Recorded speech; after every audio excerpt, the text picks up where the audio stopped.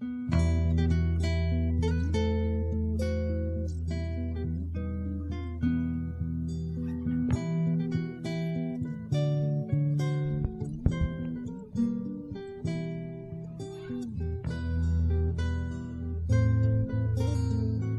we're questioning why we even bought the DVDs, this is MuggleCast episode 241 for October 16th, 2011.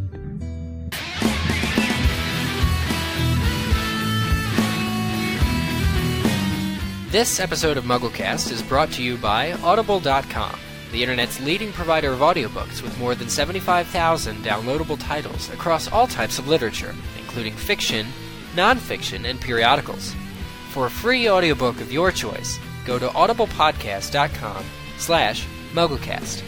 That's audiblepodcast.com/MuggleCast.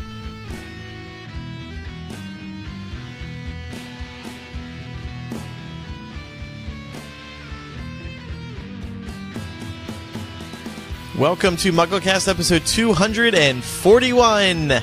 Eric, Micah, and I are here this week to fill you in on the latest Harry Potter news. Hello, gentlemen. Hey. Hello. What's with the uncertainty? No, I'm trying to think of what words I can say without using the left side of my face. I went to the dentist earlier today. I'm still a little numb. So if I sound funny, it's that. Oh. No, you sound alright so far.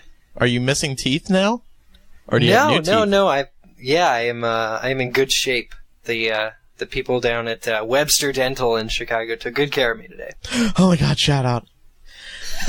So, I checked in there on Foursquare now, too. And I was just waiting for Eric to go first and say hello. That's why. He's so polite, Micah. He's like, he gets in line just to say hello.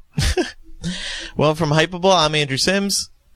From MuggleNet, I'm Eric. And I'm just Micah Tannenbaum. Okay. No, you're not. You have a plug later in the show. No MSNBC Oh, anymore? yeah. No, let's do that again. No, you blew it now. We'll talk about it later. Yeah, You're right. no longer affiliated with them. All right, what's in the news this week, Micah? Well, Andrew, this may come as a surprise, but Warner Brothers is not done releasing box sets of the Harry Potter films. There's going to be more in 2012, and apparently Harry Potter's not going back into that vault. That mysterious vault that we heard about, never to be touched from, never to be touched or heard from again. But that's not true. They always open up the vault every once in a while. So, at least, last week we were talking at length about these box sets. On the last episode, we talked about these box sets they have planned for the November 11th release date. And we talked about them, I think, a good 20 minutes at least, right? I mean, we were talking about some of the features and the DVD and how, this set, how there are always going to, I think Andrew correctly predicted, there were going to be more. Yeah, and I mean, we know they do this. Warner Brothers does this all the time, but a little correction to what you said, Micah. I don't think this really counts as going in the vault. I think what they were saying when the films were going to go in the vault is they were going to stop production of the individual copies. And presumably the big collections too, but yeah, so they'll cease production, some specific date at the end of December. It's after Christmas. And then they're going to presumably not make any new copies of anything, I guess, until later in the year when they open the vault to release the super mega awesome edition. Now, this just in time for holidays 2012. Well, right. Here's the exact wording from Warner Brothers. They said, hardcore Potter fans will be pleased to know that 2011 is not the end of the Harry Potter film franchise on DVD and Blu-ray. Warner Home Video plans to release a comprehensive Harry Potter film collection with even more extras and collectible premiums in 2012. More details about the collection will be available at a later date. Okay, hold the phone. Why would they announce that there was going to be this comprehensive set of Harry Potter films coming in 2012 before they release this upcoming collector's set full of repackaged junk, as we deduced on last MuggleCast? Why would they announce this new upcoming set, like just even tentatively, like they have, kind of, oh yeah, it's coming? Yeah. Why advertise that it's going to have all these new special features when you have another set to promote that's coming out November 11th? Is there any remaining incentive for people out there who are listening to our show to buy these November 11th box sets of all 8 films? Yeah, if somebody wants them for Christmas this year, I mean, that's the one reason. And plus, I mean, people are impatient. They want the complete set now. They don't want to wait till next year to get the complete set. So this, I think Warner Brothers was a little strange for announcing this now, but I don't think they're worried about it affecting sales. And by the way, this press release was like really hard to come by. I emailed it to Warner Brothers and was like, is this true? And then they were like, I haven't seen this before. Let me look into it. And then I never heard back. So it may have been like mistakenly said. So I don't know what exactly went on, but anyway. Well, interesting. I mean, I'm just going through the comments here on MuggleNet, and Twixie09 says, I hate how they're withholding content from the true fans, making us spend more money just to get another interview or a couple more deleted scenes. We, the hardcore fans, have supported Harry Potter through thick and thin and have supported it 200% throughout the film franchise, and they're treating us like this. If it wasn't for us, they wouldn't have made as much money as they did across. Okay, it goes on. Next comment, Dudley Cool. I find this hilarious. Glad I never bought any of the Ultimate Editions. This collection had better have the extended version of all the films, including the 3-hour Order of the Phoenix. At least give us all the unreleased deleted scenes and bloopers WB has been hoarding since 2001. Wow. So you're seeing a lot of comments here that are similar to what we were talking about on the last show when we had no knowledge about this, when we were just talking about this 8-film collection. So clearly the fans in the comments are starting to get a little bit ticked off. Yeah. I mean, the way I'm looking at this, unless you've lost your previous collections, I mean, if you want to, unless you've lost your previous DVDs in like a house fire or something, and need a new collection and you're entertaining guests and you want to do a Harry Potter rewatch, like Andrew said, prior to Christmas or something, then I can see making this 8 collection because it's just one cool package. But otherwise, and I know what I will be doing, is I will be waiting until this unknown release date in 2012 to get this new box set with the special features. It just seems like you have to be 2 steps ahead of these people. You have to wait, somehow deliberately. But you will get the Part 2 DVD Blu-ray, so you can watch it before that. Or no? It's maybe. I want to see the Dan Radcliffe, Joe Rowling thing. I might wait to see if that's online. And if not, I will get the Part 8 Blu-ray. Or, Movie 8 Blu-ray. Once again, this podcast is brought to you by Audible.com, the internet's leading provider of audiobooks, with more than 75,000 downloadable titles across all types of literature, and featuring audio versions of many New York Times bestsellers. For listeners of this podcast, Audible is offering a free audiobook to give you a chance to try out their service. One audiobook to consider this month as Halloween approaches is Carrie by Stephen King. King's first published novel, Carrie is centered around a high school girl who, apart from having a stressful home life and being teased by her classmates, develops psychokinetic powers, yet only wants to fit in. The audiobook of Carrie is narrated by Sissy Spacek, who portrayed Carrie in the 1976 film adaptation by Brian De Palma. For a free audiobook of your choice, such as Carrie, or many other Stephen King horror stories, go to audiblepodcast.com/MuggleCast. That's AUDIBLE podcast.com/MuggleCast. What else is going on?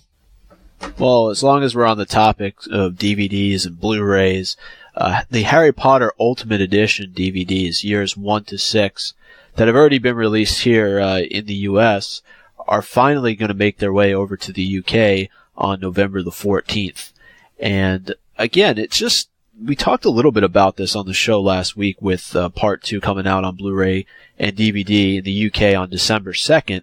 But why were the Ultimate Editions never made available in the UK before now? I don't know. It's always been a question amongst the UK fans. My guess is that Warner Brothers Home Entertainment is based over here, and so maybe they didn't see as much demand for it over in the UK. That's my best guess. Maybe they just wanted to wait to release all of them at the same time once they were in the UK. Maybe they considered the Ultimate Editions very much an experiment. That's a good point.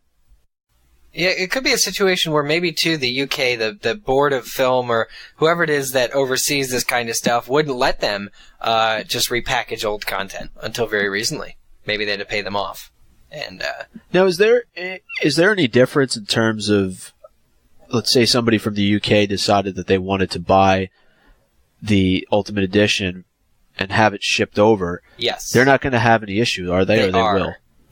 And the difference is PAL versus NTSC, which is the issue that I went through trying to get Philosopher's Stone on DVD, was that I went to Amazon.co.uk. This was, early on, maybe 2003-ish. And I got it, and I paid the equivalent of £20 or whatever it was. So I actually, long story short, I ended up buying a multi-region DVD player to play that DVD. For that hardcore. DVD.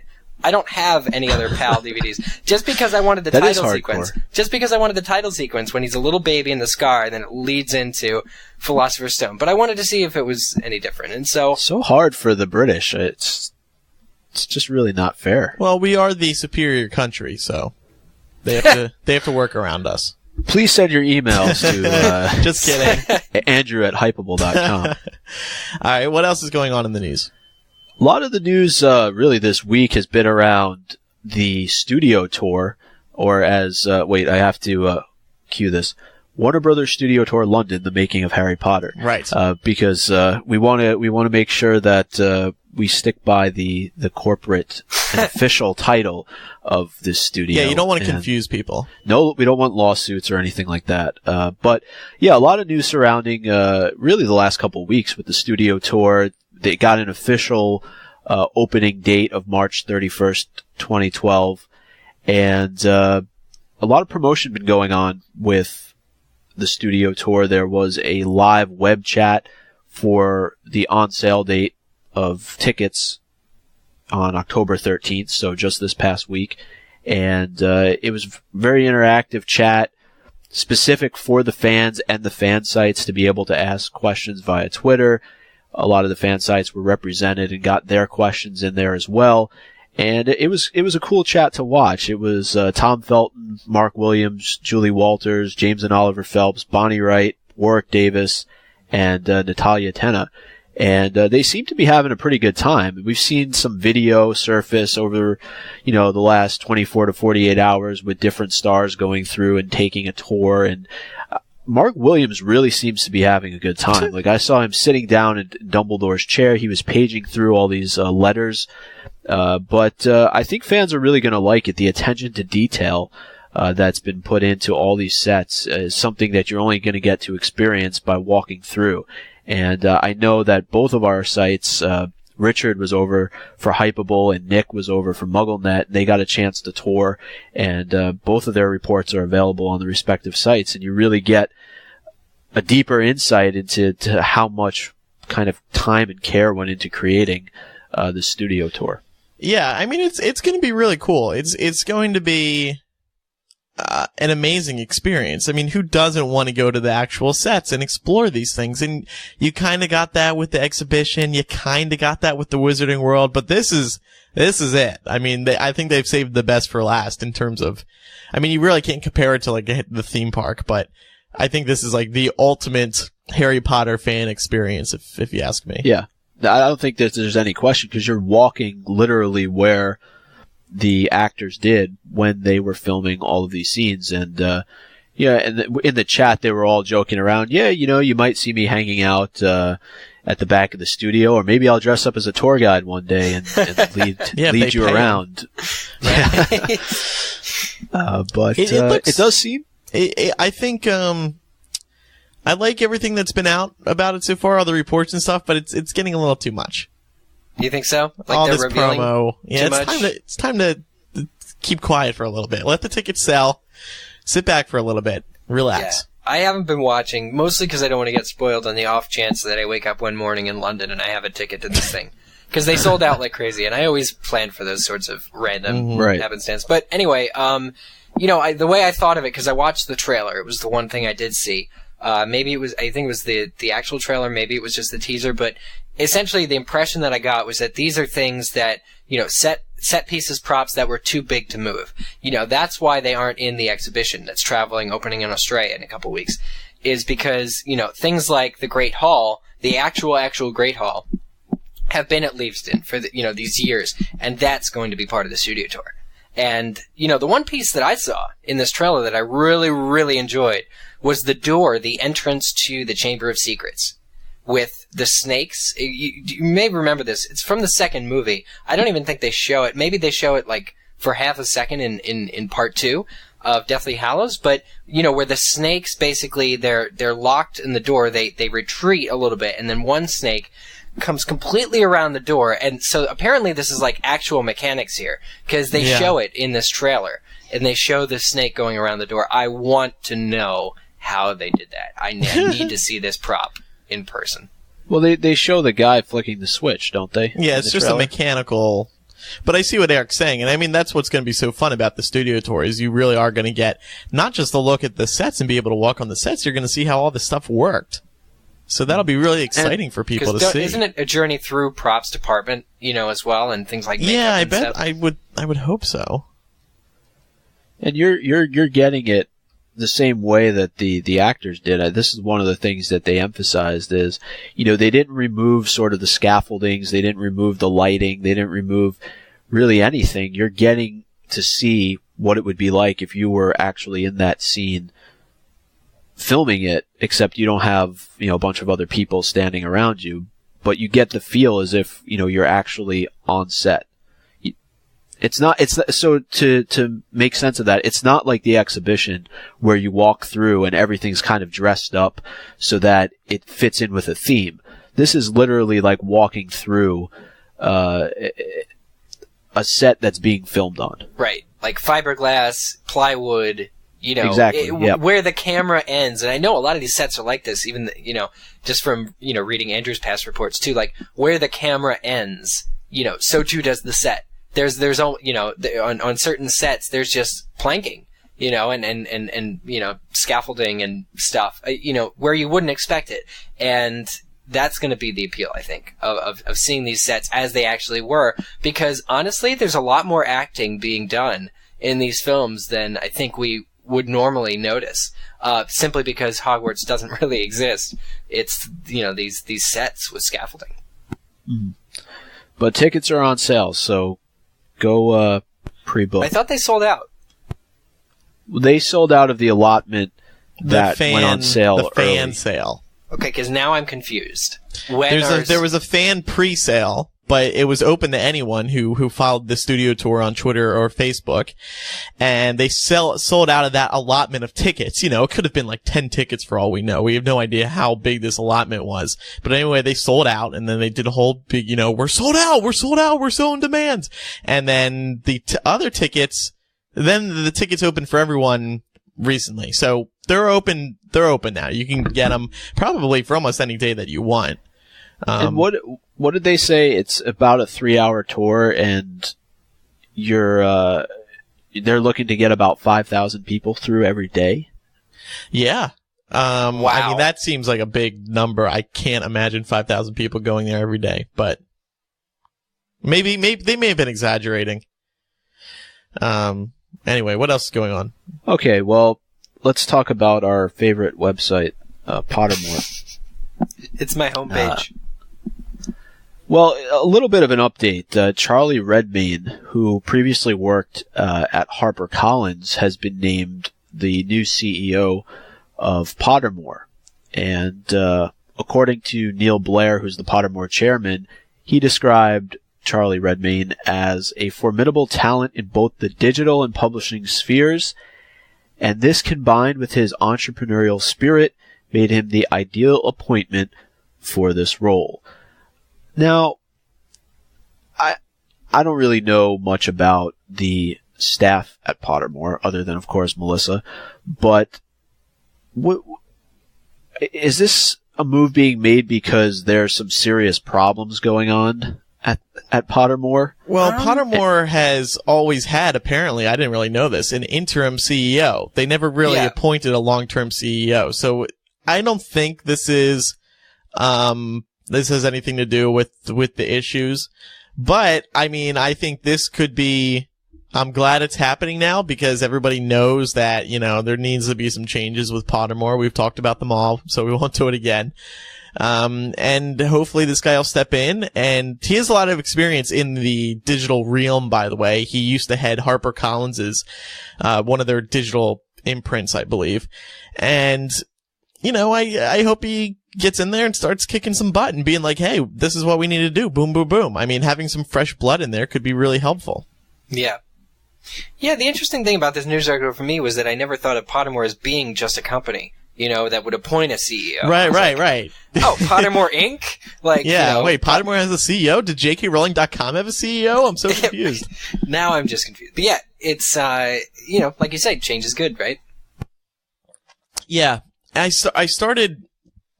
I didn't finish, but I'm writing a open letter to the Pottermore CEO, kind of as a joke, but kind of serious, that I'm going to post on Hypeable. And it's basically just running down the changes that need to be done. And I know he's not going to actually read it, but I know people will talk about it because it is a good time to start thinking about, okay, so what does Pottermore need to do to change? Now they have this new guy in command. What should he do? Yeah. Yeah, it's kind of like welcome, but also, here's what you need to do. It's being thrown into the fire, essentially. Yeah. I mean, with everything that's been going on with Pottermore, and like you said, not to spend too much time on it, there's a lot that needs to be fixed before the site does go live to the general public. And Yep. I hope, as was said here in this post, that he is the right person for the next phase of this project. To shepherd the next phase. Yeah. So... All right, well, speaking of corporate slogans, I don't know if we were really talking about corporate slogans, but Rupert Grint is going to join the cast and crew down in Orlando for, Andrew, what is the official title of this event now? The Harry Potter Home Entertainment Celebration. That's right. And where there will be PowerPoint presentations inside the three broomsticks and quarterly earnings reports. It's just wonderful. Well, it's funny how I came across it. I was going on there to look up something, and I went on the homepage of what used to be called a celebration of the Harry Potter films, and I just noticed that the title had been changed to this very bland Harry Potter Home Entertainment Celebration. I'm like, what is this? So I click on frequently asked questions, and the top question is Harry Potter Home Entertainment Celebration the same event as a celebration of the Harry Potter films? And Universal's official answer is, yes, the two events are the same. The title of the event has become Harry Potter Home Entertainment Celebration to commemorate the Blu-ray DVD release of Harry Potter and the Deathly Hallows Part 2. So it's just, and our issue with it is just the name, Home Entertainment Celebration. It's just so corporate and bland. And I don't see why a celebration of the Harry Potter films was a bad name. Do you think it was because it's so exclusive that not everybody can get in? I mean, this is something that still, it just seems like it'd be hard to attend this sort of thing. So maybe they're making it more corporate as, to look good on press videos and stuff. Yeah, maybe. I mean, this just seems to me they really want to push that Harry Potter is now all about home entertainment. It's no longer about the movie theater. It's you being entertained in your home. I guess that's what they're thinking. And this is a huge event. I mean, let's talk about this for a little bit. It's a Harry Potter conference, practically. Yeah, they're doing this down in Orlando at the theme park, and they have a ton of cast that are expected to be there. We just mentioned Rupert Grint, but also James and Oliver Phelps, Warwick Davis, Ivana Lynch, Mark Williams, David Bradley, who plays Argus Filch, and Jesse Cave, who plays Lavender Brown, and there's more to come.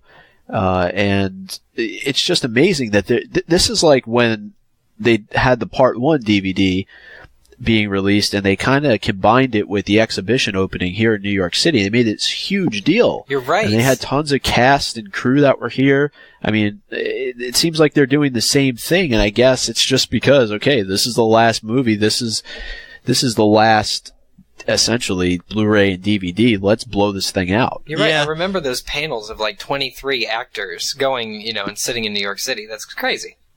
I think it's also maybe a test to see how well, if this thing goes well, I can almost see them doing this every year, or at least Universal doing something every year. This event coming up is very much a team effort between Universal and Warner Brothers, but I can see them, doing this every year as like a, kind of like these Harry Potter conferences, LeakyCon, Infinitus, all these ones over the years. They may have looked at those and been like, well, wait a second, why don't we just do this? In our own park, on our own. And they can actually get the stars there. And well, I mean, who doesn't want to leave cold and rainy England to go to sunny Florida in the middle of November? Are you talking about the stars or? Yeah, that's true. Right? So it's easy to get them over there. And probably get paid to do it. I wonder if it was in their contract though, that as part of their obligation to promote the film. Because I wonder now if the studio is looking at home video as being this market that needs more money thrown at it, and needs more attention to actually selling and promoting these films on home video as opposed to seeing them in theaters.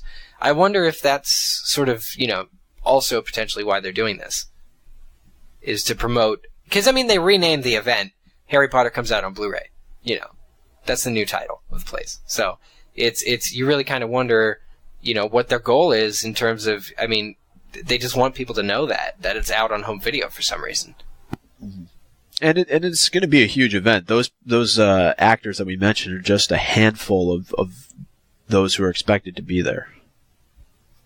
So, this is just, to me, it seems like a little bit overkill. What's overkill? This kind of an event for releasing a DVD or a Blu-ray. Well, yeah, like you said, they want to have a blowout. It's the last one, so it all ends here. All right, so is that all the news? That's it. And Rupert Grint's attending. I don't know if you mentioned that, but that was a late edition. Okay. So now let's move on to chapter by chapter. This week we're looking at Order of the Phoenix chapters 9 and 10. Two very interesting chapters. As I was reading them earlier, I was like, ooh, I want to talk about that. So let's start go ahead, Andrew. No, you go ahead, please, Micah. You lead the first chapter. I think I ended up with the longer chapter. I don't know. That's your fault. Mine's pretty long. That's my fault for just selecting the chapter without knowing. All right, well, chapter 9, The Woes of Mrs. Weasley. And when we last left Harry, he was leaving the courtroom and had been cleared of all charges against him for the Patronus charm that he had cast earlier in the summer. And we talked a little bit about this on the last episode about Harry being tried before a full court, but Mr. Weasley, as he's watching everybody pile out of the courtroom, is shocked that Harry was tried before a full court. Yeah. So, I don't know what more we can say about it, but, you just get more of a feeling of how Harry probably should have just been reprimanded, but instead he's put, essentially on a full criminal trial. The thing that I always saw as suspect here is that, if you are in a wizarding family, basically what J.K. wrote about the trace was that if you're in a wizarding family, you don't even have the trace. It's expected that you're raised correctly. And I guess the trace is how they found out that Harry was using, underage. It's underage magic. Not only is it in front of a Muggle, but in general, it's underage magic. Just the idea that they don't trace wizard-born kids at all, so they can't ever really hold a trial for them, versus this treatment that Harry's gotten. Makes it even worse, I think, because they're only watching Muggleborns, essentially, or only watching, people like Harry who, it's just a disadvantage. And, one of the people that comes out of the courtroom is Percy, so we get a little bit more insight into the relationship or lack thereof between Percy and his father, and they both basically ignore each other. Now, as Harry and Arthur make their way, out of the courtroom area, they run into Lucius and the minister. And the two of them are talking very intently with each other, whispering, and Lucius asks Mr. Weasley what he's doing there, to which he replies, he works here, which, I thought was a pretty good response. Yeah, it makes sense. And then, it's the truth. Yeah, it's the truth. Lucius, though, then says to Mr. Weasley, "Not here, surely," and he kind of motions towards a door. And that door has large implications later on in the series, but clearly you can tell that something is going on behind the scenes that we don't really know about. And the question that I have is just what was Lucius doing down there as opposed to meeting the minister outside of his office? It's the same question that Harry poses to Mr. Weasley. Yeah. It just seems so dodgy, right? We know how hard it was for Harry to get down to this courtroom. The elevators don't even go down this far, for crying out loud. So it seems very likely that Lucius is either scouting out the location. We know that by this point it's been mentioned that some of the Order is standing guard over something, essentially this door. It's revealed later. And either Lucius is looking around, maybe scouting out weaknesses, or he and Fudge are down here because they're conducting less than legal business. Mm-hmm. Yeah, and maybe he just kind of takes pleasure in seeing Harry like in this situation with Mr. Weasley. Yeah. And to your point, Eric, there's that mention of Harry almost hears something along the lines of a clinking sound, thinking that Lucius is playing with gold, that he has in his pockets. So you get that feeling that perhaps he's paying the minister off for some things that he may be doing that are less than legal, let's say. Yeah, definitely. Creepy guy, Mr. Malfoy. I'd hate to think what he would be like to, have as a dad, for crying out loud. Just like walking around paying people and coming home and expecting dinner on the table. Anyway, I got sidetracked. Now, Harry raises another question, and he says, why is it that, or could it be possible that Fudge, in dealing with somebody like Mr. Malfoy, could be under the Imperius Curse? And Mr. Weasley responds by saying, "Don't think that we haven't thought about that, but right now Dumbledore believes Fudge is acting of his own accord, which is not comforting." And this just goes to a larger plot or character analysis, I guess, of Fudge, saying that he's willing to talk to known or prior Death Eaters. That's true. That's very true. I mean, money goes a long way, I guess, even in the wizarding world, because Lucius was very determined to not let his status in society crumble. Right. And Dumbledore saying that, or Mr. Weasley relaying Dumbledore's concerns that Fudge, he's acting of his own accord right now. And that's scarier than if he was under a curse. Yeah. We're getting a look at what's going to become the downfall of Fudge. Mm-hmm. Yeah. So Harry ends up going back to Grimmauld Place, and everybody seems relieved. And they all knew that Harry was going to get off. Harry says that everybody seems relieved, even though they all knew that he would get off in the end. Everybody was saying, "Oh, we knew that they didn't have a case against you, and of course you would get off, blah, blah, blah." So Harry makes a little bit of a joke there. During dinner, Harry thinks they're talking about the trial and what happened, and Harry thought that it would have been dumb to say that he wished that when Dumbledore was standing right next to him, that he would have spoken to him or even looked at him. Do you guys think he should have brought this up? I mean, this is something that he kept to himself. He kind of thinks about during dinner. And might anybody else, Sirius, somebody else who was in the know as to why Dumbledore was not corresponding with Harry, might they have told him the truth? Might they have felt sorry for him? I'm sure they felt sorry for him, but I don't think they like to intervene with what Dumbledore's doing. So in this case, they were just letting it fly, even though they knew it pained Harry. And I mean, I'm on Harry's side in this. He should know why Dumbledore is ignoring him. I mean, they're best friends, and for this sudden change to be going on, and Harry has no idea why. It's just heartbreaking for Harry. Yeah, and given what Sirius does in the next chapter, I wouldn't put anything past him, but everybody else, like Andrew said too, is, they're respecting Dumbledore's wishes on this. And maybe they don't know that this is paining Harry, because at this point, Harry isn't telling anybody, how he feels. Do they know also as to why Dumbledore is not interacting with Harry? That would be that's the real question. interesting. Yeah. Because surely somebody else must have noticed that he's not spending any time with him.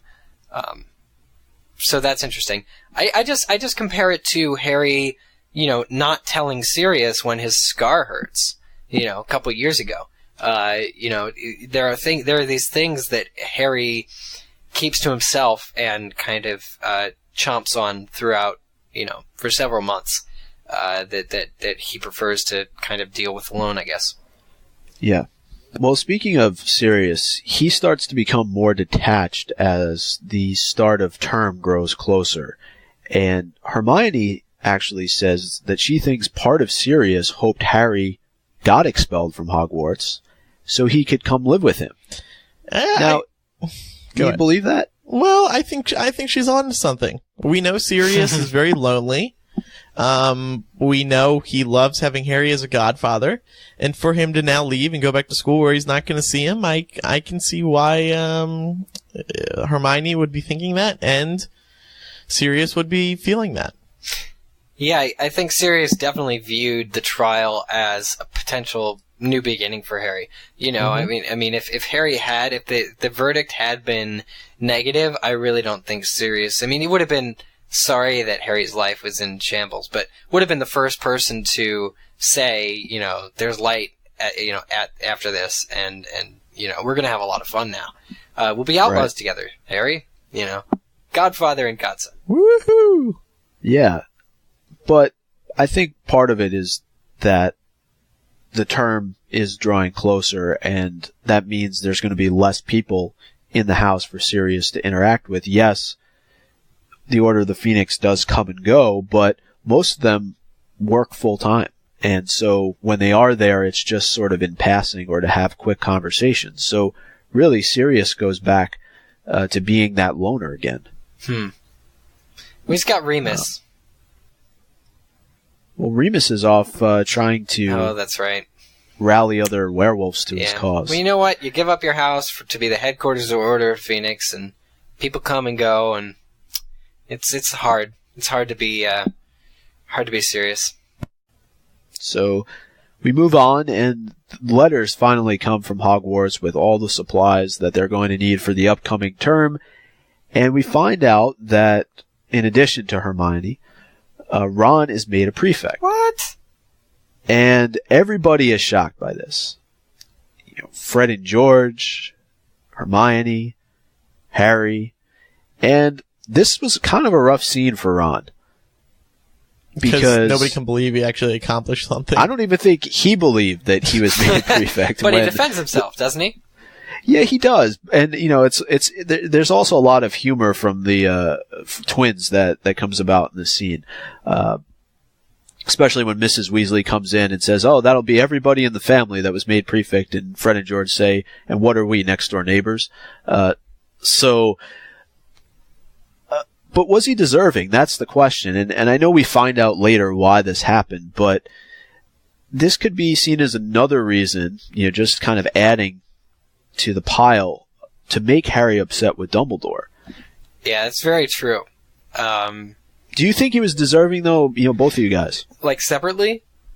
Yeah, let's throw aside the real reason we find out at the end of the book.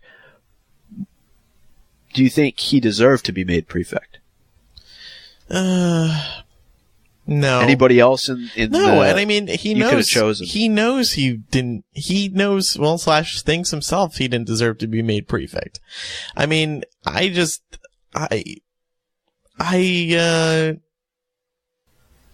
yeah, I don't know. No, my short answer is no. I don't think he deserved to be a prefect. Who else would you have picked? I mean, let's say Harry's out of the equation.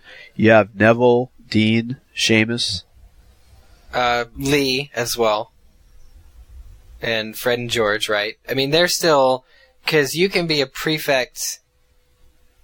are prefects only 5th years? I mean, I'm sure not, right? But there are still... There's a head boy and a head girl. I'm trying to think how this works to wrap my brain around well, this. I guess the question is who else deserves it? Who else would deserve it? And well, it's tough because you've got to get somebody who's close to Harry that isn't Harry. You know, it's got to be Ron. I want to say, as an example of Quidditch in Half-Blood Prince, Ron is capable of good things, but he needs to be pushed, kind of. It's like, give him a prefectship and see if he rises to this occasion. And I think Ron, at least for pride's sake, is really rising to this occasion. You know, but we see, I guess, throughout the book, even, certainly in the next chapter, how Ron begins to deal with this extra authority, whether or not he's going to use it the right way or use it for, just to benefit his friends. So, maybe Dumbledore, and, again, we find out later why. I don't really particularly remember, but I'm thinking that in giving Ron this opportunity, it is sort of a, hey, go out, be your own person sort of, stick for him.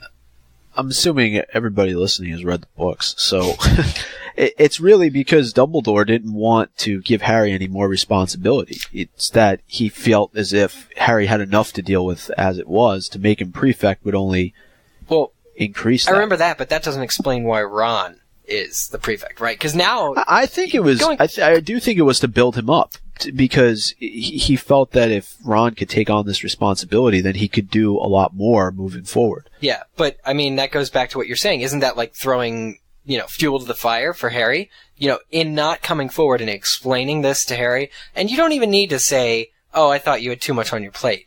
But just to explain why you would not even talk to Harry about making his best friend, who frankly doesn't really deserve it, a prefect. Both his best friends. Harry's essentially alone. And not only alone in the way that he can't talk to Dumbledore, but even in the next chapter, Ron and Hermione have to go off and do prefect things. Harry's alone. And that's counterintuitive. Okay. The other question I wanted to ask really quickly about this was, why was this storyline particularly dropped from the movie? Because it would have actually, I thought, built a little bit more towards Ron's character. Yeah, I mean, this would have been great. It's kind of like in Half-Blood Prince, where you see him, join the Quidditch team. I thought that was a great example of showing Ron's personality and getting some nice Ron moments in there. But, he just, I can also see why they cut it. So. Yeah, maybe they didn't want to repeat themselves too, because Harry is angry with Ron in movie 4. It's kind of like they had to take a movie break before in movie 6 when Hermione's angry with Ron. They're very stream. The movies are very narrow, I guess, and so maybe they didn't want to confuse people in the movie or repeat some of the same emotions that they had shown in the previous film. Yeah, so now we get to the point where Harry is alone in his room. Hermione asks to borrow Hedwig to send a note off to her parents, and he has sort of this debate in his mind as to whether or not he was more deserving than Hermione, if he was more deserving than Ron, and he really comes to the conclusion that, with the exception of the things that he was able to do in all the prior books that had to deal with Voldemort, he's really not a better student than Ron. And I don't really think he makes much justification for deserving it more than Hermione, because obviously Hermione is very intelligent, the perfect student, so on and so forth. But, he kind of comes to the conclusion himself that, at the end of the day, I can't really make the case for me deserving it more than Ron. But later at dinner, Harry learns that Lupin was prefect during his father's time at Hogwarts, and his father wasn't a prefect. So that made, him feel a lot better about the whole situation. Surprising they made Lupin a prefect with his condition. Yeah, true. Wouldn't he have too much on his plate? Now, there's this side conversation going on during dinner between Fred and George and Mundungus, and Harry eventually is called over, but he begins to worry afterwards what Mr. and Mrs. Weasley would think of him if they knew that he was the one responsible for backing Fred and George. and their joke shop, would they still think of him as being one of their own children? So interesting. But it's kind of one of those things, right? Wait a year. Because you know their reactions after they first go in Half-Blood Prince and see Fred and George's joke shop. You know, I think Ginny says it in the book, but this is really incredible magic, is what she says. And I think Mrs. Weasley is beaming, and seeing the twins have their business, it's really one of the best things that happens to any of the characters in the books. And so I think in a year's time, if they knew that Harry had given them the money, they would have thought, well, that's, you know, it's still too generous. It's just like Harry. But they would have appreciated him a little bit more. Now where Mrs. Weasley's really cross about it, who knows, right? I don't think they'll disown Harry, because they're not like Dumbledore to leave Harry alone in this sort of time of darkness. But I think it would have caused maybe a little bit more of an issue, but she would have demanded that the twins give Harry's money back, I'm sure, rather than letting them use it for mischief. Once Harry leaves that conversation, he is called over by MadEye Moody, and Moody shows Harry this picture of the old Order of the Phoenix. And I believe it's Sirius who does it in the movie at the train station. So they changed that up a little bit. And, you know, Harry eventually is shown his parents, but he looks at Moody a little bit oddly. And I think Moody was trying to do something nice here, but it just didn't come across the right way. I don't think Moody has a good understanding probably of emotion and things like that. Well, why don't you think it works? Because Harry doesn't have, I think, the reaction that Moody was intending. Yeah, he didn't want to make him upset. Well, no. I think exactly. The result was Harry kind of got a little bit upset, whereas I think the intended result was to make him see his parents and be happy. Oh, there are my parents. Yeah. I get what you're saying. Still, it's good to know. I mean, this artifact, that part of the movie, for instance, when it is a little retooled with Sirius giving it, you know, Harry does have that different reaction where it's like, oh, okay, it's my parents. They were part of a group. And, you know, that photo later becomes inspiration for the DA or whatever.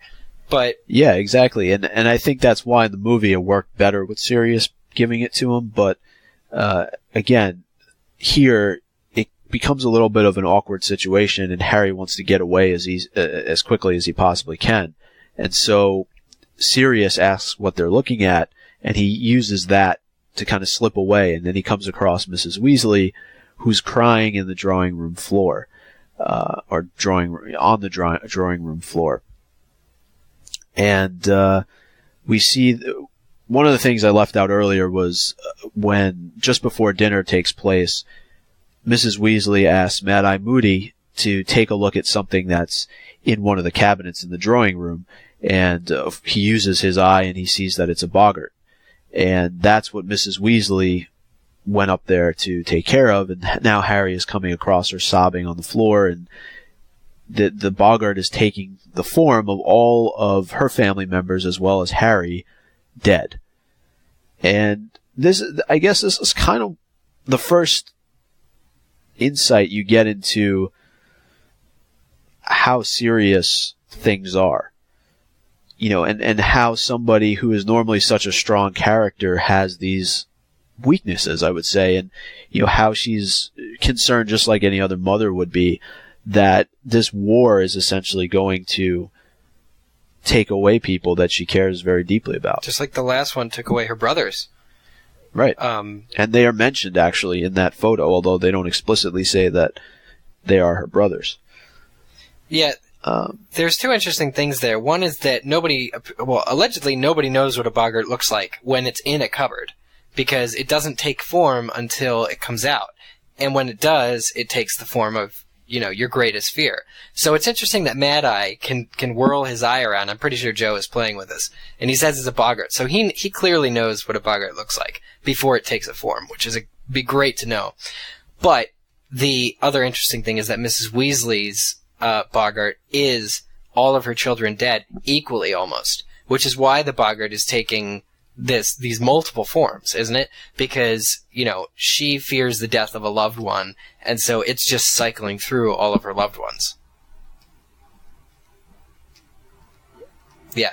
Which is like, Molly Weasley's almost the perfect mother character, you know, because she doesn't fear one loved one's death over another. She doesn't play favorites. She doesn't, she fears... But would any mother? Well, arguably. But at the same time, it's even Harry is among them. Molly just doesn't want to lose people to the spoils of war, which is what Mike has said. It's really about how serious things are and have gotten. But I just never saw a boggart do that before, where it takes more than one form without being, ridiculous. So Molly's just a pure character. You're supposed to be very, very, moved by this. Yeah, and that's why the question arises from her, who would take care of all of her children if Arthur and herself were killed? I mean, you're starting to get a very real taste of what's going on here. And Lupin makes the point that he feels that they're better prepared this time around than the last time that Voldemort rose to power. But really, are they? And because Harry has this moment where he wonders if the people that he just saw in the photograph, that he just learned all these horrible things happened to, did they think the same thing, that they were prepared the first time around? Yeah, tough questions. Some questions just don't have answers. Mm-hmm. So this whole thing kind of puts things into perspective. And the chapter ends with Harry saying that it was amazing that barely an hour ago he had been concerned about a joke shop and who had earned a prefect's badge. And now there's a whole new set of drama for him to enjoy. All right, now on to chapter 10 with Eric and Luna. Aw, touching. Luna Lovegood, chapter 10 of Order of the Phoenix. This is really a character. This chapter differs very much from the previous chapter in that it's really all about setting up the characters that are going to play a large role in this book. The book is still beginning. Practically. They're not even at Hogwarts yet. Obviously so much has happened, but so much more is yet to. So, Harry wakes up, it's back to school day, for the students. Harry wakes up, Ron is already fully dressed and talking to him, telling him to get moving. Apparently Ginny was knocked down 2 flights of stairs this morning by Fred and George's trunks, which they had bewitched to fly so that they didn't have to carry them. Basically just a bunch of other stuff happens. Mrs. Weasley is rushing everybody around. MadEye is waiting for Sturgis Podmore before they can go to King's Cross. And when they finally do get out the door, Harry is leaving Grimmauld Place and Sirius bounds out as a dog and tries to come with them. I guess Sirius is almost taking advantage of Molly here, because she has had a heck of a morning, not to mention the night before. But she's just so stressed that she says, fine, you can come with. She objects at first, but what she says is, fine, you can come along, but on your own head be it. So she kind of threatens Sirius. She's like, you need to be responsible for your own actions here. You can come along, because she's exhausted. She doesn't want to fight this issue. But so what results is Sirius basically getting to tag along with Harry. Clearly this is, if Sirius has been... Go on. It's kind of funny, just the recent news story about the dog in the news, and now we're talking about it. Just kind of funny. Anyway, go ahead.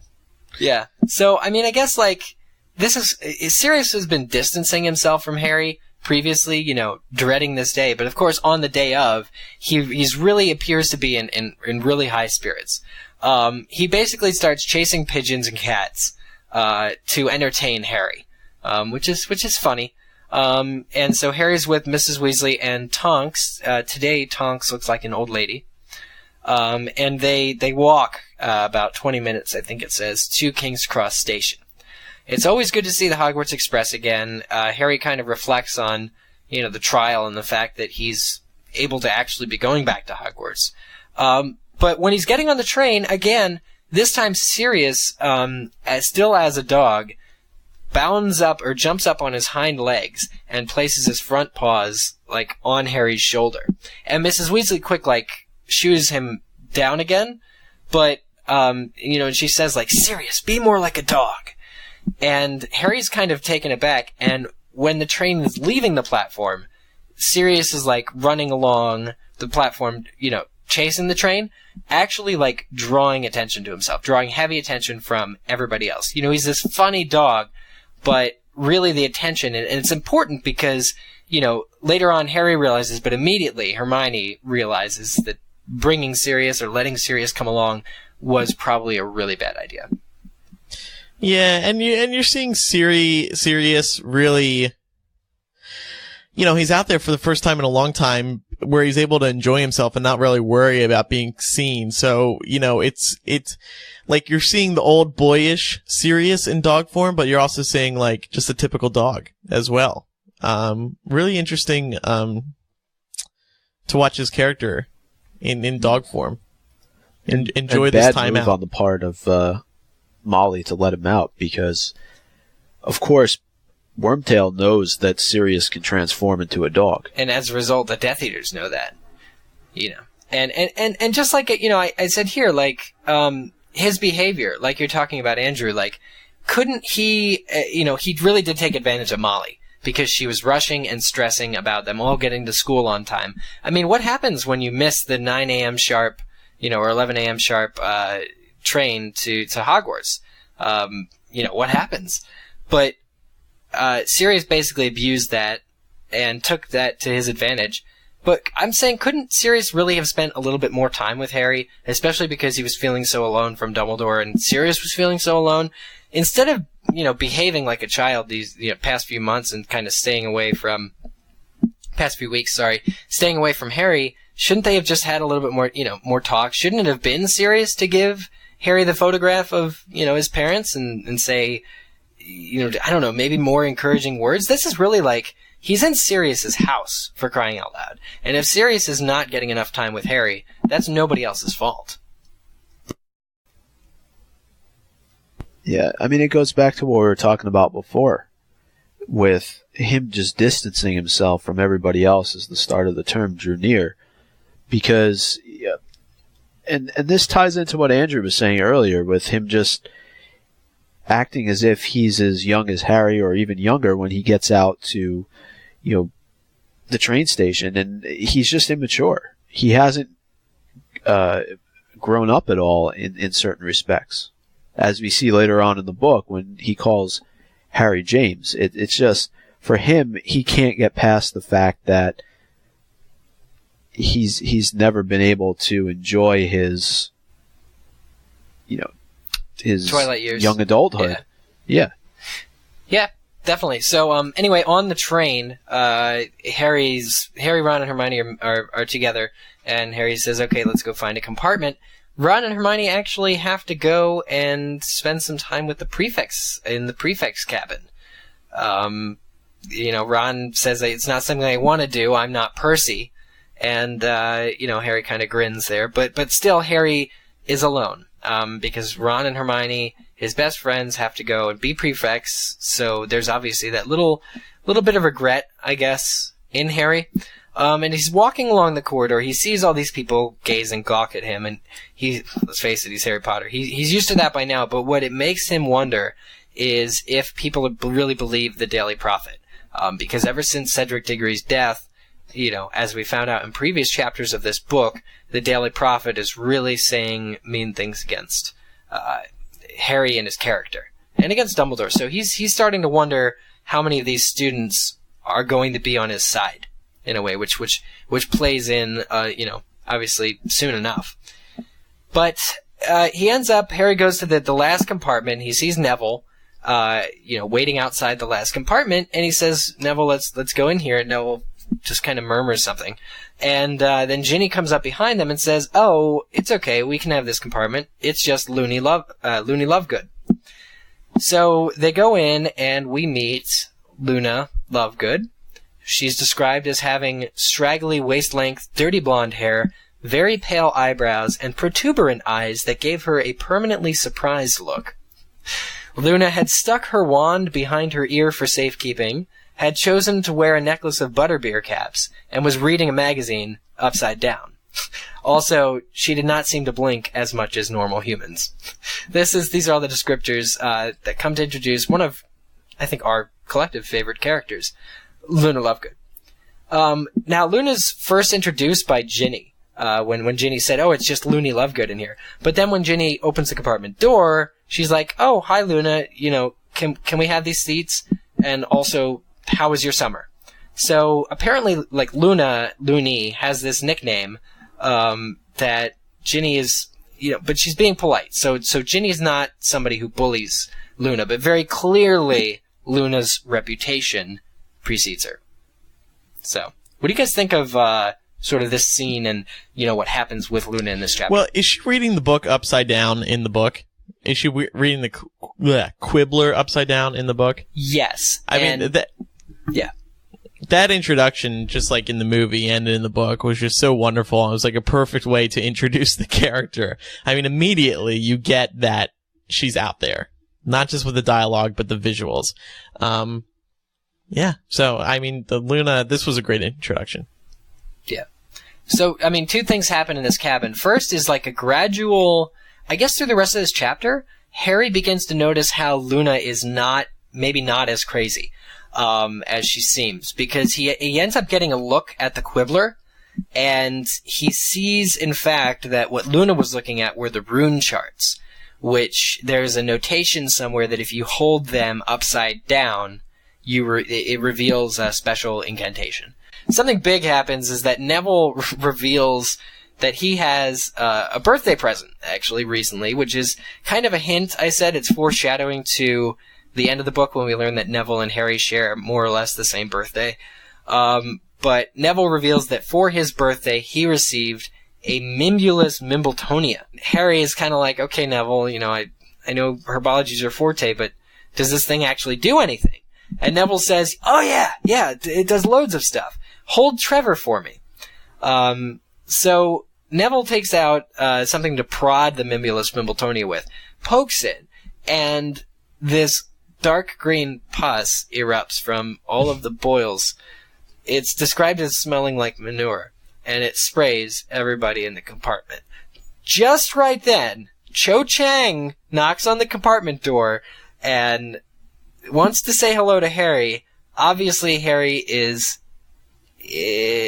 covered in this green crap goo.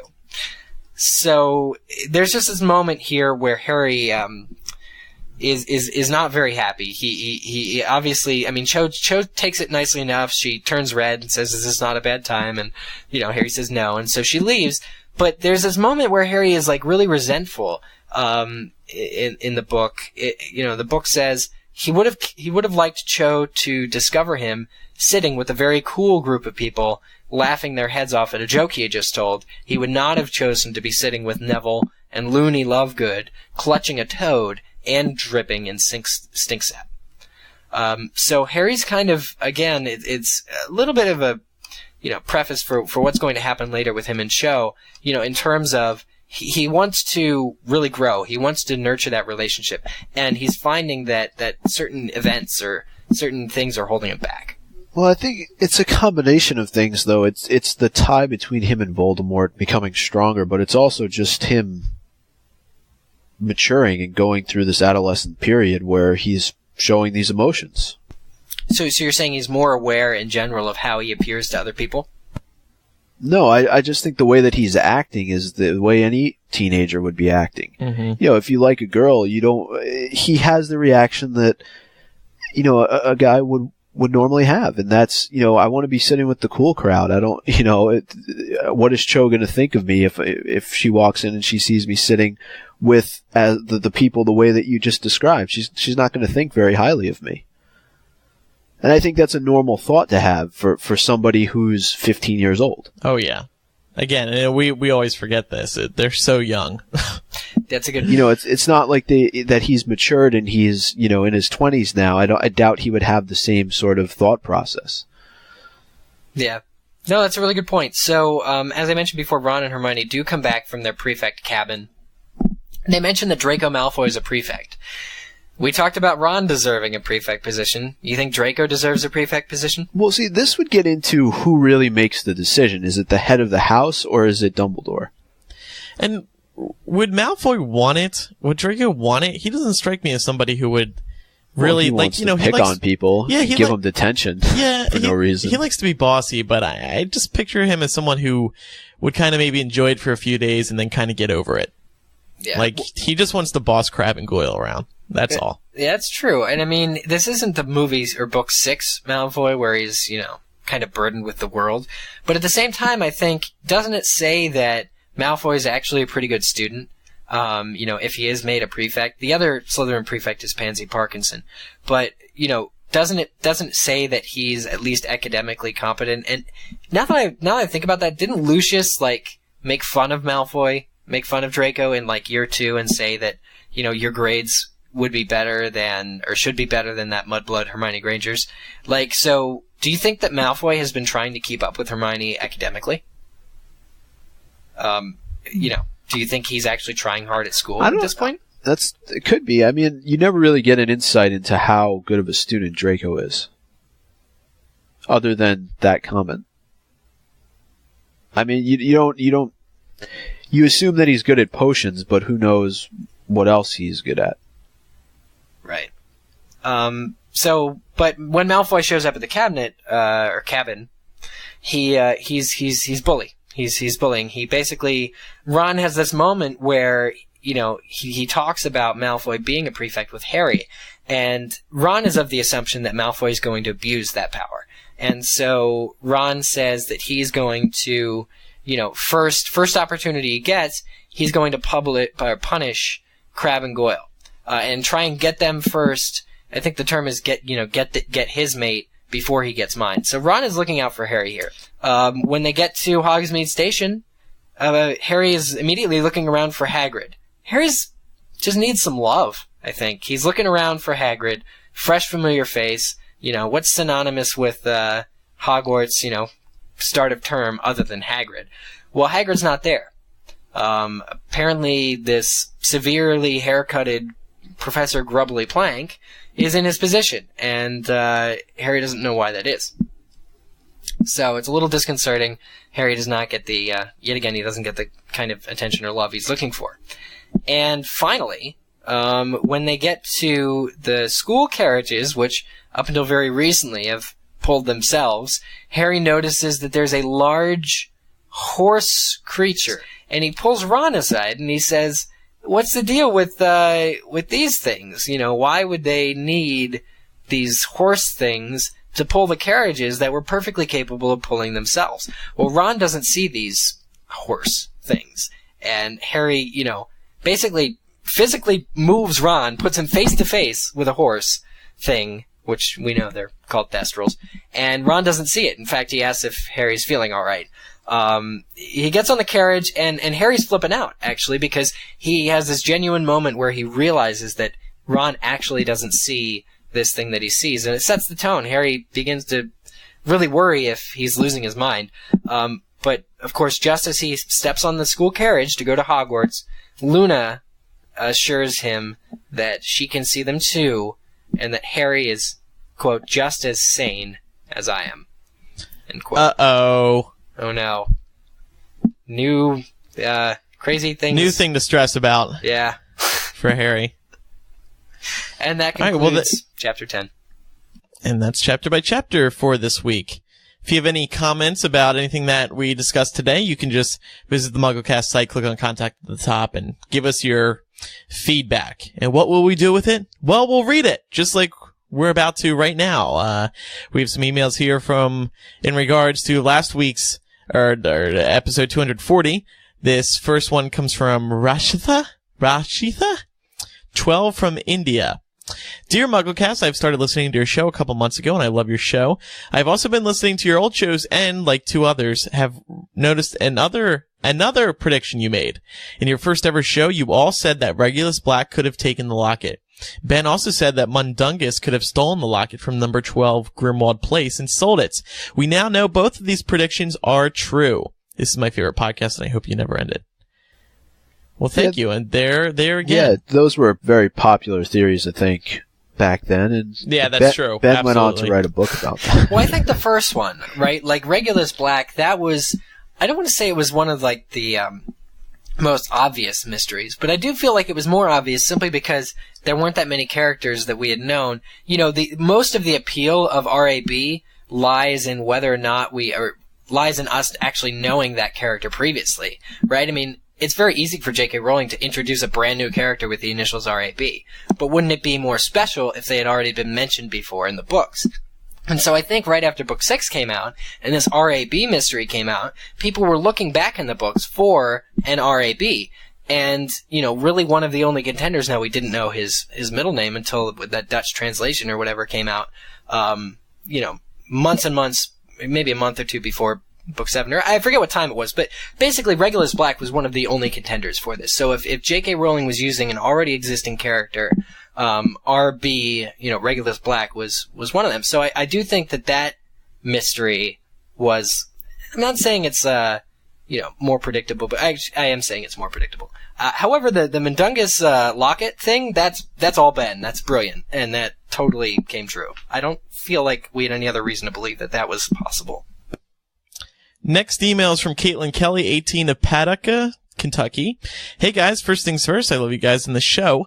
Been with you guys for a while now. I live on a blackberry farm, no joke, and I have listened to your amazing podcast while picking.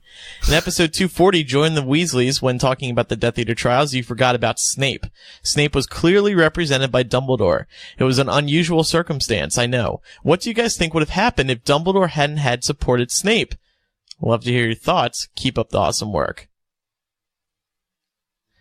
Yeah, absolutely. So there are cases where criminals get defense. Right, because Snape was very clearly...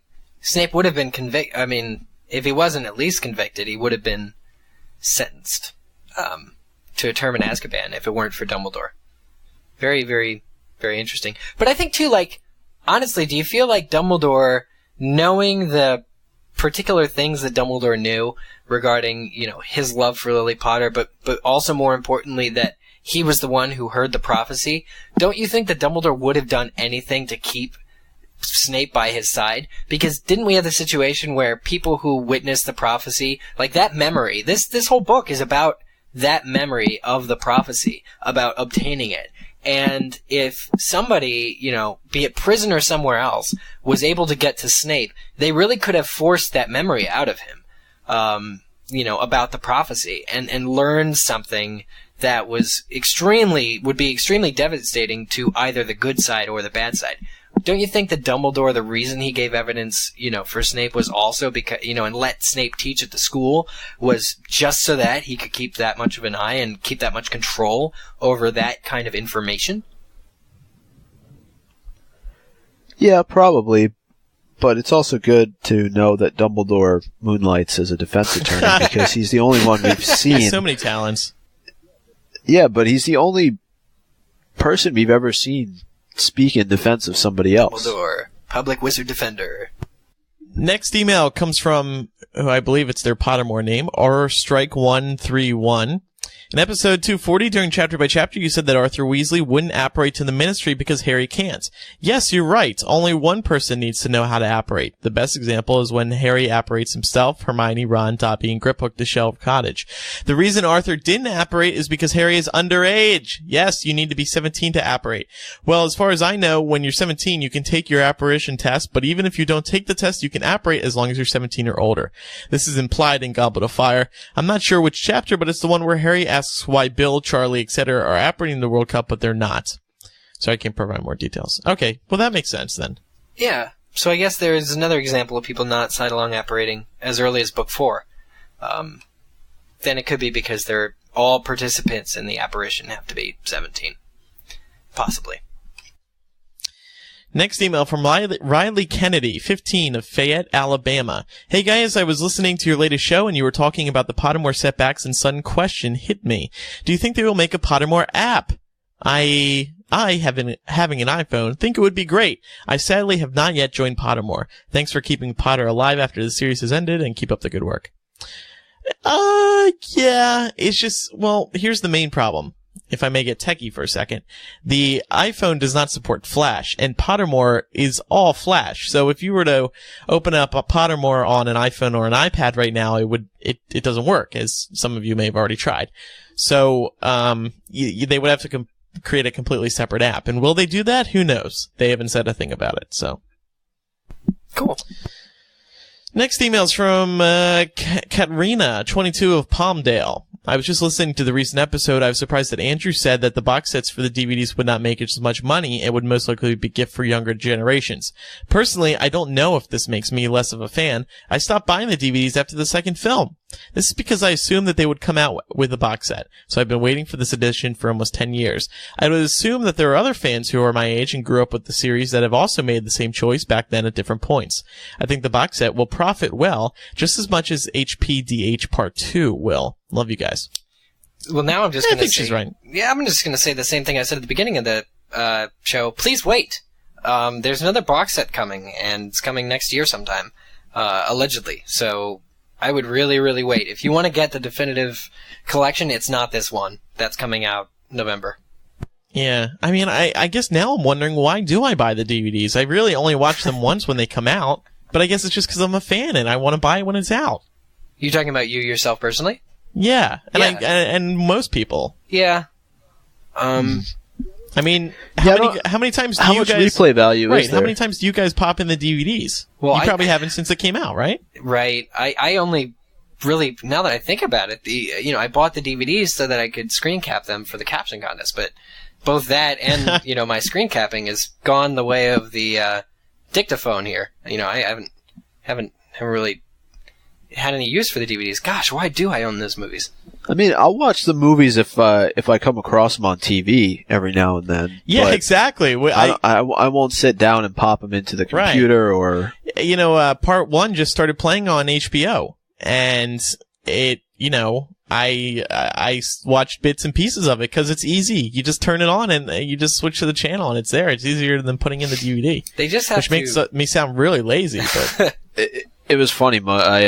My dad was watching it one night, and I walked downstairs where he was, and he said to me, "Which one is this?" I should have said number 1. Number 1. It's that dark. All right, final email today is Chicken Soup for the MuggleCast Soul. It's from Brandon Hudson, 24 of Salisbury, Maryland.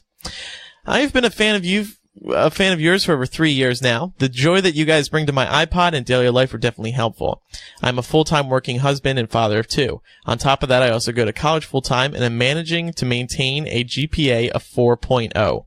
After being asked by people numerous times how I am able to balance all these things, I usually come clean and let them know about you guys. I tend to live every day without stress because I listen to at least one of your podcasts while at work every day. So I want to sincerely thank you for all that you've contributed to Harry Potter and your fellow fans like myself.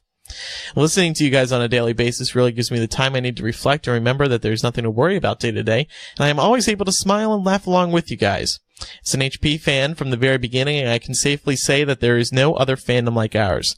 I just wish that those who are not fans of HP could experience the overwhelming community and friendship we share with one another.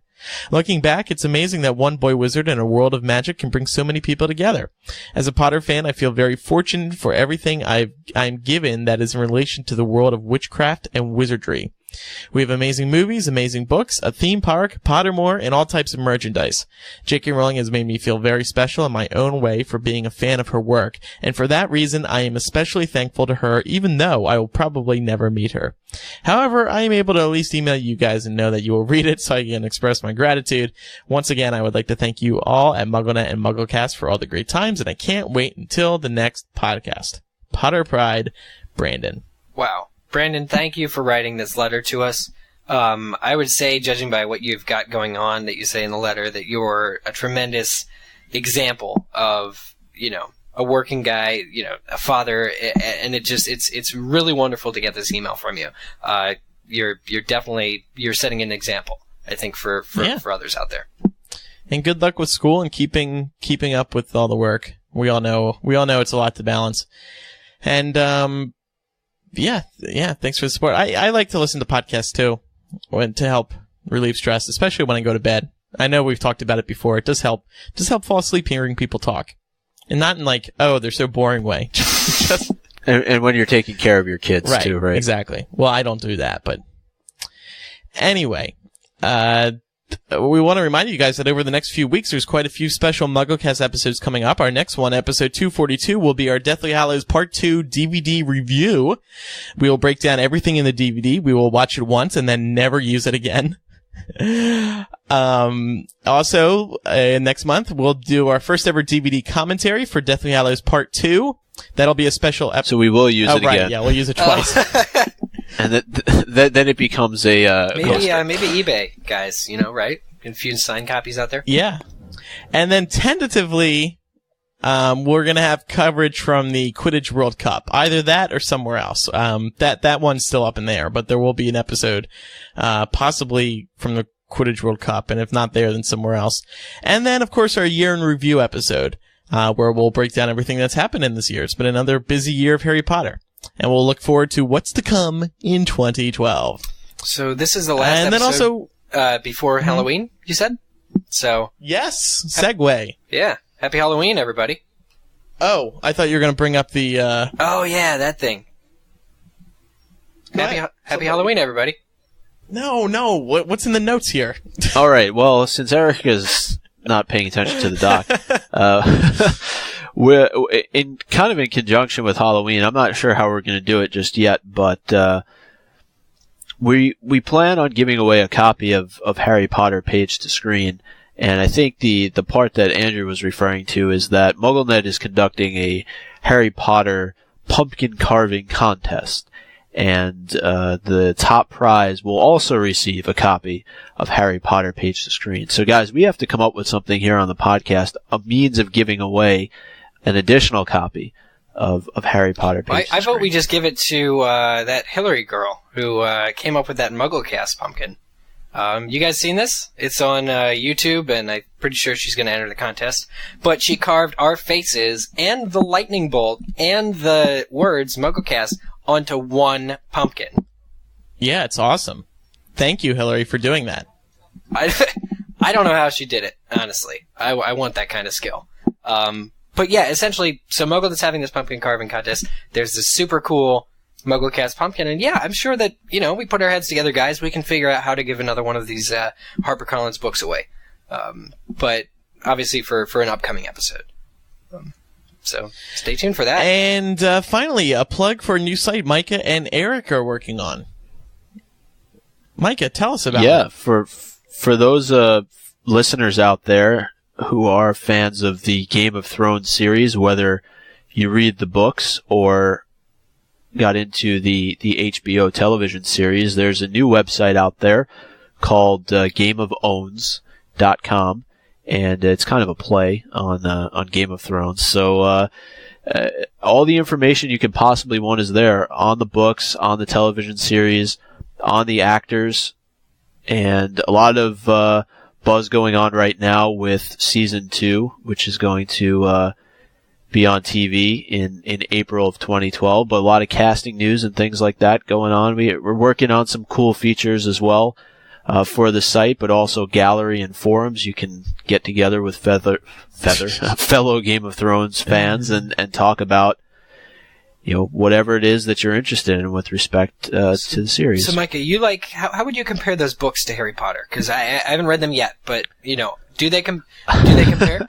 There are some different themes that run through the books. There's a lot more adult content in this series than in Harry Potter, but I think for the more adult listeners on the show, that it's something of interest, and give it a read, or at least give it a watch, and watch the first episode of Game of Thrones on HBO, because that's how I got into it.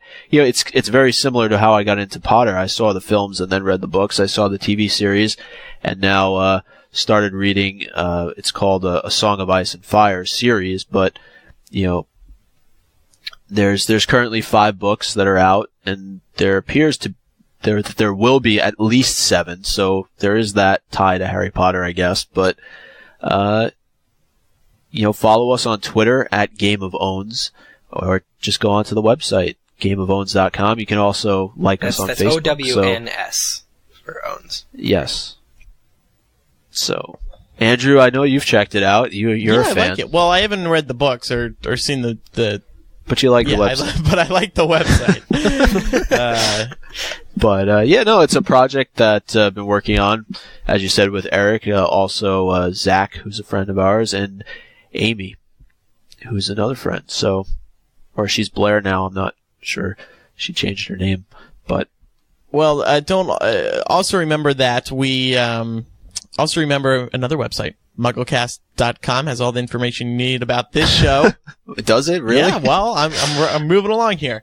Don't forget you can click contact at the top and submit anything via feedback form.